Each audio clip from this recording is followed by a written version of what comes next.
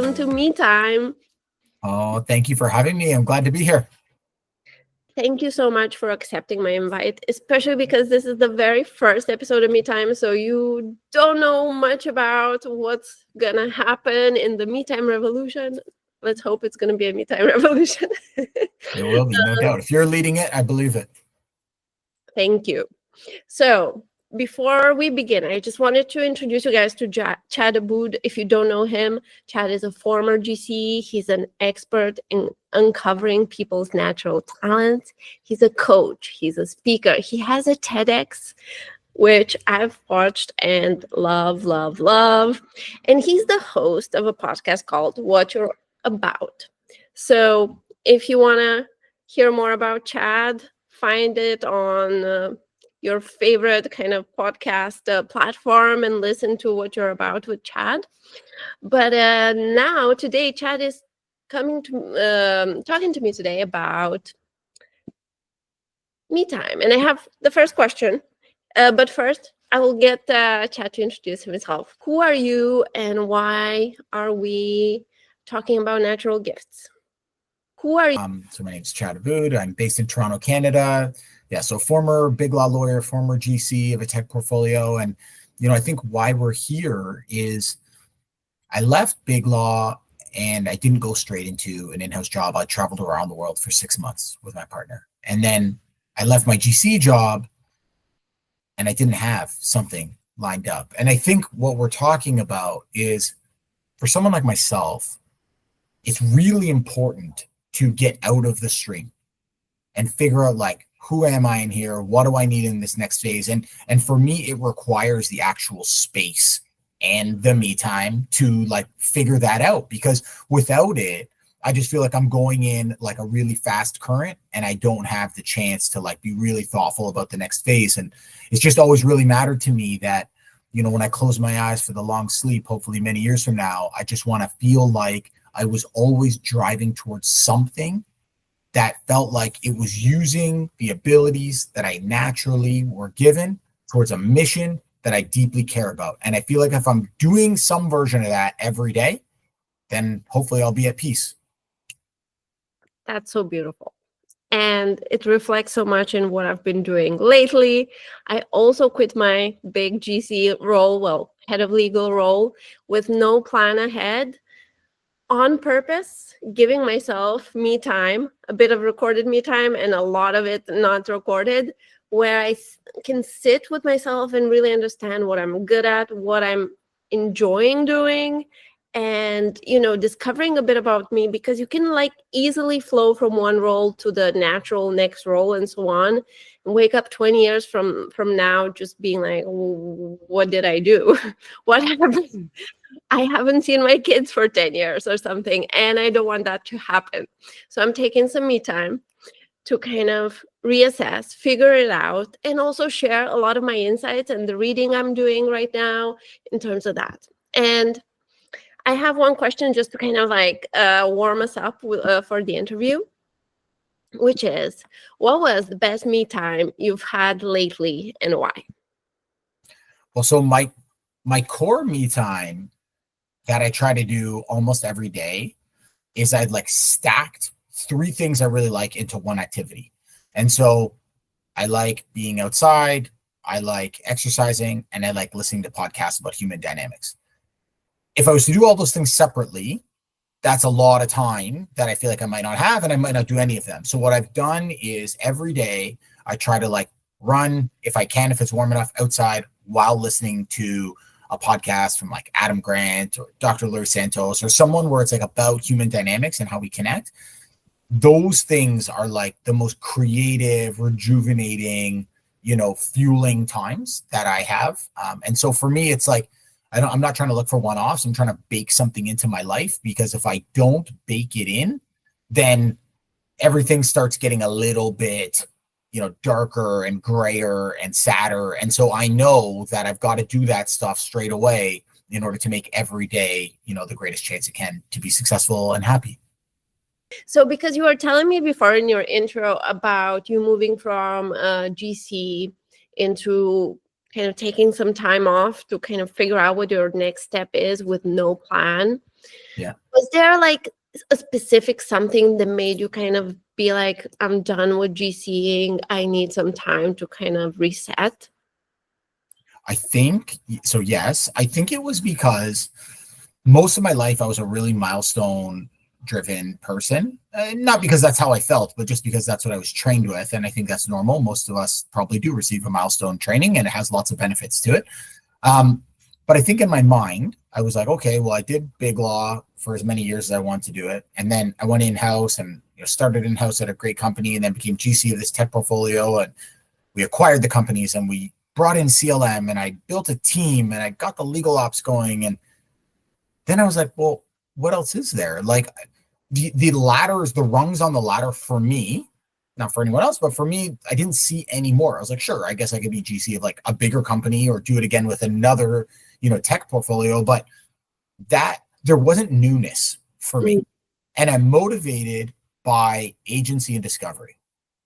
And so I didn't feel like there was going to be a lot more discovery, and I didn't feel like there was lots of new agency of what I was going to create. And so I got to this point where I felt like I was at the end of that road.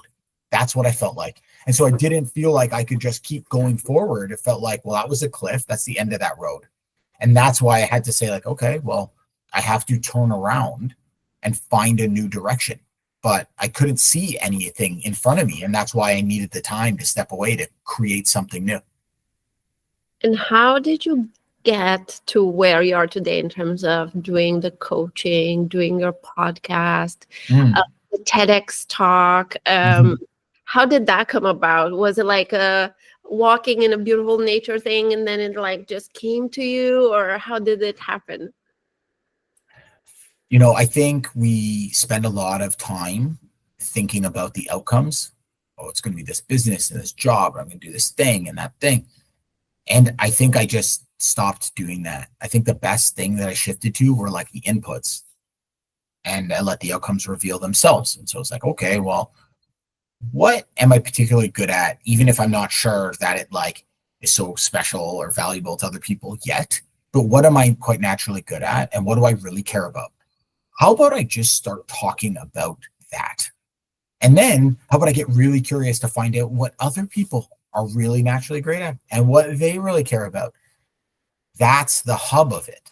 Like when you start sharing your message and you get really curious about what other people are very specifically interested in, all kinds of opportunities reveal themselves. One example, so this doesn't feel just like too theoretical for folks. Like I didn't know how you got a TEDx. I just assumed the TED gods came out and said like, you're speaking next week. I didn't know. Well, turns out it's an application process like anything else. But I didn't know that either. But what happened was I saw two people from one woman's in San Francisco, another woman's in Australia. They were doing this project together. I'd kind of seen them on LinkedIn. I didn't know them, but I was like, you're amazing at this. So the person, you're amazing at this. It makes so much sense to me that the two of you would do this. That sounds incredible. That's it. That was just the thought process that was going on in my mind. And so I shared that with them. Well, the woman who was in the Bay Area that I didn't know as well, she appreciated that. And so she reached out to be like, hey, Chad, I've seen you around, but we haven't spoken before. Why don't we have a call? We had a call. Turns out she had done a couple of TEDx's. We were both talking about how we'd like to do presentations for our business and workshops and stuff like that. And as soon as we hung up that intro call, no expectation of the call, she sent me a ping with the application for that specific TEDx. And the reason why she thought of it is because we were just talking about what we cared about. Talked about our passions. We talked about our gifts, talked about what we wanted to do with our career and what we cared about. I made it easy for someone to help me. But if I was only focused on the outcomes, I wouldn't have gotten that support from the community because they wouldn't know and I wouldn't know. And so I think it's share your message, get really curious about other folks. That will reveal the opportunities to you. Share your message. Get curious about other folks, and that's going to connect us, and we're going to get to where we need to go. So that's the lesson. That's right. Perfect. So you gave me a little homework when we were preparing for this interview, talking about this interview, because you have kind of a technique that you employ to help people find their natural gifts. And I want to get to that. But before that, Could you tell us a little bit, why should I know my natural talents? Like, don't I just have them so they kind of just come with me, whatever I do and wherever I go? So, my particular like flavor on this, which is backed up by science called job crafting. University of Michigan put out a lot of studies around people who do job crafting. And so job crafting is a bit of a tactical version of what I'm going to talk about, which is there's things that we're 3 out of 10s at, 5 out of 10s at, 8 out of 10s at. We can try and put in tons of effort on any of those things. It's quite unlikely, because we don't have either the natural desire, effort, skills to really move the needles on our 3s and 5s. Now we'll move them up a little bit, but my experience at least is it's painstaking and it doesn't get that much better, and we're generally average at those things, or a little bit better than average. Instead, there's these things that we're like 8 out of 10s at. We're just naturally predisposed to it. And it could be anything. Everyone's, collection of gifts and talents is different. For me, I'm really relational. Maybe it's because I'm a Pisces. Maybe I'm just really drawn to like the curiosity of like human connection. And what I've realized over time is that not only is it very fulfilling personally, but that is where I find so much of the productivity and efficiency gains, is when people feel connected and inspired by each other and safe with the other person. Like, we share more information, the more context that we give each other, the better we can help each other. So there's so much value there. I don't think I always knew how valuable that was to other people. And here's why.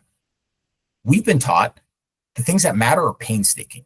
It's not painstaking for me to like uncover what people are great at and build that bond. It's fun. I like it. And so I didn't think it was like so valuable because it's easy for me.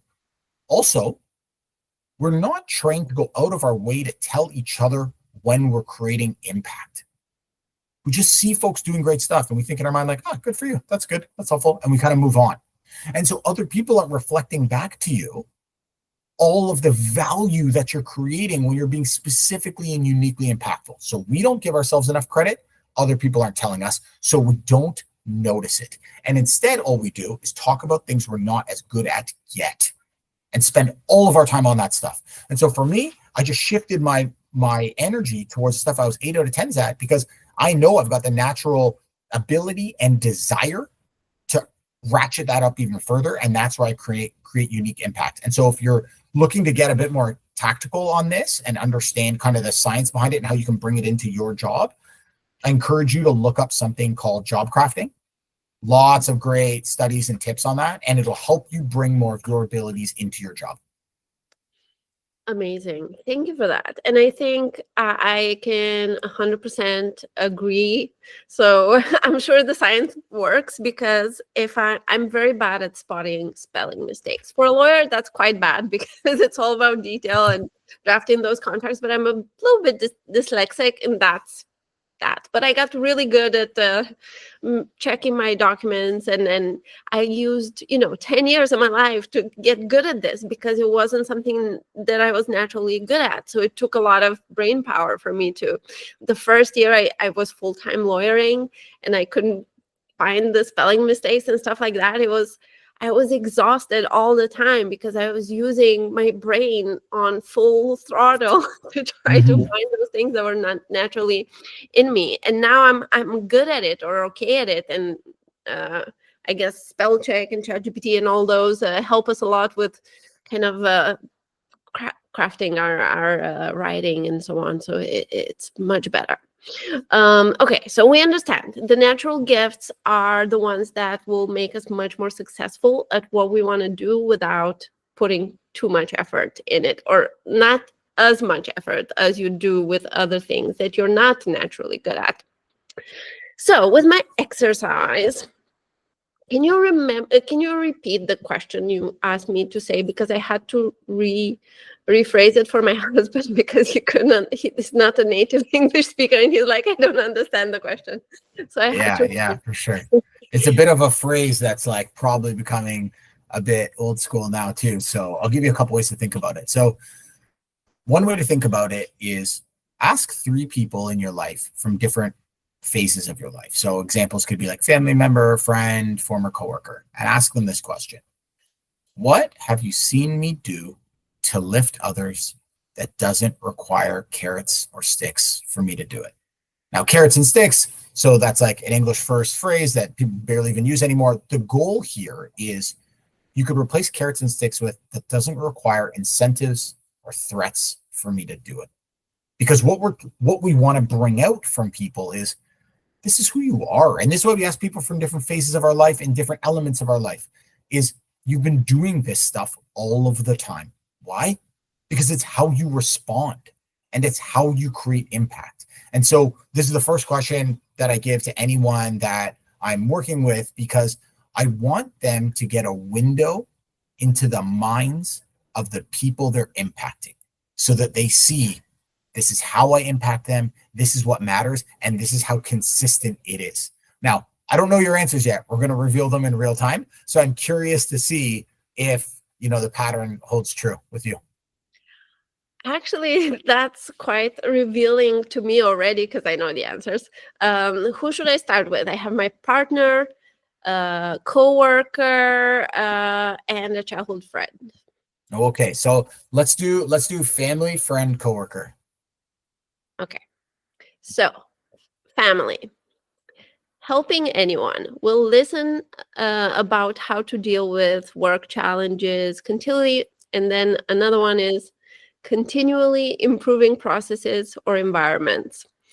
That may mean that I'm just moving things all around the house and he cannot find where I improve the process or the organization. Then, childhood friend listens with patience and empathy. Ask questions that make the other reflect and feel heard and understood. Offer emotional support. And then coworker. This one is an essay. Talking from my experience, basically she does everything in her power to find a solution for our problems. You are actively vouching for me to get and keep the job I have right now, although there was no position open and you did 100% with your heart without expecting any rewards or pressures. And I'm forever grateful. And it's not very common to be like that. So those are the three. And I feel like there is a thread. Yeah, just right. I like to write down in real time the key words that I'm hearing from everyone, and then I line them up in this little grid. So I'm gathering themes. So I see 3 themes here. Mm-hmm. So the first theme that I hear is this listening, openness to other people's point of views. Clearly you're a great listener. And I think what that leads to, the second theme, is there's a helping support motivator in you where you're really about the other person. And I think what that drives, the third theme, is the efficiency and the solutions and the making things better. And so for me, what I'm hearing, the stuff that you're probably uniquely great at is some collection of open-ended listening. Then that's going to lead to the help / support. And what that drives is the efficiency, solutions. So you love to listen to people, and you do that because you really love helping people. And your outcome of that is you're a really good solution creator. Yep. I self-identify as a problem solver. But I might not solve people's problems, but more kind of let's find them together kind of a thing, because it's easy to solve people's problems with your own kind of context and knowledge, but that's not going to help them as much as them discovering their path and their way to fix things. And sometimes it's my job to fix problems for a company. That's a different story. But nobody likes to be told what to do. So trying to help without kind of being bossy about it. I guess you have me spot on with the help. That's a big gift. That's an incredible gift, actually, right? A lot of people want to help. A lot of people want to create solutions, What I tell people all the time is a good idea that the other person can't absorb or doesn't care about is a bad idea. Like, you have to give good ideas in the way the other person cares. Otherwise, it's not going anywhere. And so when you reflect back on your career, I bet you find an easier path forward to solving problems than the average person does, because other people like working with you, because they feel like you're not jamming things on people. They feel like this is an open space where we're all going to get there together and you're going to support me. And that's just not how everyone operates. It's actually like it's a really effective superpower, especially in organizations too, right? Also personally, but in organizations too, where you're dealing with lots of different folks, you probably feel like the glue in a lot of organizations. I identify more like as a connector sometimes, but that's the same thing, yes, in terms of like, I know who to put in the room that together will get the job done, and also who to exclude from the room that might, be too many opinions in the room or too many cooks in the kitchen, you know what I mean? So yeah, I think that's really insightful. So for the folks out there that would love to, or they're considering, maybe I want to talk to Chad and find my talents.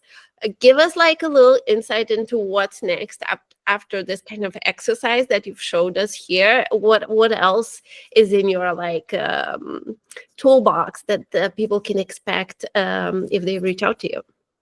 Yeah, so I think I think about it as like the hub of the wheel, and the hub of the wheel are like the inputs of who you are and what you care about and your gifts. And then the deployment of those things can be many things. I think instead we're always focused on like the individual spokes of a wheel, this title, this job. Instead, put your energy towards three things. So this is the first one, the natural gifts, which is the exercise we just did. The second one is like thinking about what you really value in this next phase of your career. You can list them, but also stack rank them. Everything from like money, intellectual curiosity, title, time with family, hobbies, whatever it is for you. Don't worry about the judgment of what other people would want, and then stack rank them so that you have like kind of your top 3 to 5 on the values of what you think you care about in this next phase, not in the past phase, not in the future phase. The third phase is your best fit environment. So think about the times in your past, personally and professionally, where you felt the most at home to just bring out the best that you have. Is the group more formal or informal? Funny or serious? Big or smaller? More autonomy or more structure? Like, start to define for yourself, not just where you think you're supposed to be, but the place that actually feels great for you. Because even if you are bringing your natural gifts, if it is not an environment that needs it in the way you deliver it, you're swimming upstream.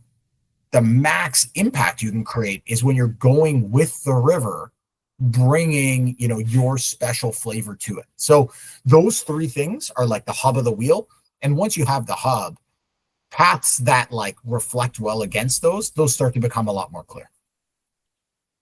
I could not agree more. And not that I have to agree, but I think it's so important to know your values, and that's kind of my task for the next period, is to really identify those. But I did find one that's really important to me. And I think every time you leave a role or some change happens in your life for whatever reason, it kind of gives you that input that you should stop, take some me time, and really absorb about, okay, what does this mean? Why am I making this change? Or why am I feeling like that? Or why would you leave a job? And my insight was, I really need a lot of flexibility, because I want to be there for my family when my family needs it. And I don't want to be stuck to a 9 to 5. Even with the kind of more flexibility that we have nowadays with a bit of remote work and things like that, it for me wasn't enough in this period of my life to just have that kind of standard corporate schedule. So now I'm giving myself no schedule and seeing how that works. So I really love that you also put the impact, or like the accent on also taking action, because it's great to think of things, but if you don't also employ doing something about it, try this, try that, don't think about the outcomes, don't think you want to become like the top TEDx speaker of all time or whatever. I might wish. um, but just kind of do things. Just try it, because if you don't feel it in your own body, you could be wanting to, be on a huge stage, speaking in front of a lot of people, but then you're on a small stage with 10 people and you're dying and you're anxious and you're like, okay, I don't know if this is for me. But if you enjoyed it a little bit, maybe you find the coaches and the information to actually go and improve, and you can get better at it. Or you can actually figure it out very fast that it's not really for you, and maybe you need to think a bit again about how you can employ those gifts in the right way, in the right environment, align with your values, so whatever comes next is the happiest, most fulfilled version of yourself and of your life that you've ever had. And that's what me time is about. That's what we're losing by being too connected to devices and things that kind of pull our attention. And that's what I want everyone to be able to start to reclaim with me time. So if you want to follow Chad, I will share a link to your website so you can get in touch, or you can just DM Chad on LinkedIn. I'll share a link when I post this interview. And what else should I say? Maybe thank you so much, Chad, for the interview. It's been so fun, and I loved learning also a little bit about myself, and now everyone has learned it too. So now you know what I'm talented at. It's been so good, and I hope to maybe do an interview a few years from now and see where we were at and where you are with your path and where I ended up after the break that is literally starting today. And yeah, let's stay in touch. Of course. And I'm looking forward to hear the wonderful things that you're doing with your podcast and with the collaboration with Good Lawyer and all the great things you guys are doing. Well, thank you so much. Yeah, lots to come on that. And thank you for doing this and, putting you're doing the work, right, in real time of like trying to figure out, trying to lift other people, trying to make things better. And through that, you get more clarity on what you want. And so I do 1000% agree that you have to find the fastest, lowest to no cost actions to see if how your thoughts feel when they get out of your mouth. Yes. Talk to people, go on the social platform that you like, go to an event, do anything to try to quickly validate whether this thing that you feel actually matters to you. One of two things will happen. Either you'll think to yourself, I always thought I wanted that. Turns out I don't. Or you'll feel like 1000%. I love that. And I had no idea how much I wanted to do that. So totally with you. Keep testing, keep trying, and thank you for doing this. Thank you so much, Chad. Have an amazing rest of your day. I'm going to go pick up my daughter from daycare and give her a big hug. I will see you on the LinkedIn, and looking forward to seeing what you have in store for all of us. Thank you. Thank you. Bye. Bye.